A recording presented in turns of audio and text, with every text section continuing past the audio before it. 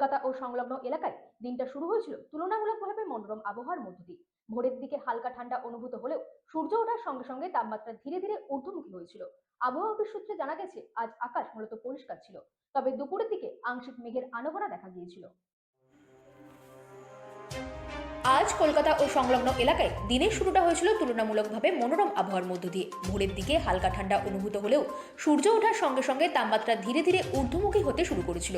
সকাল বাড়ার সঙ্গে সঙ্গে আর্দ্রতার প্রভাব স্পষ্ট হচ্ছিল, ফলে বেলা বাড়লে অস্বস্তিও বেড়েছিল বলে পূর্বাভাস আবহাওয়া দপ্তরের।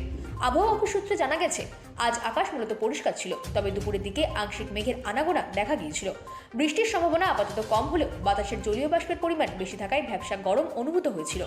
বিশেষ করে অফিস যাত্রী ও স্কুল পড়ুয়াদের দুপুরে রোদে বাইরে বের হলে সতর্ক থাকার পরামর্শ দেওয়া হয়েছে। আজকের সর্বোচ্চ তাপমাত্রা স্বাভাবিকের কাছাকাছি থাকলেও রোদ চললে তা কিছুটা বেশ অনুভূত হয়েছিল।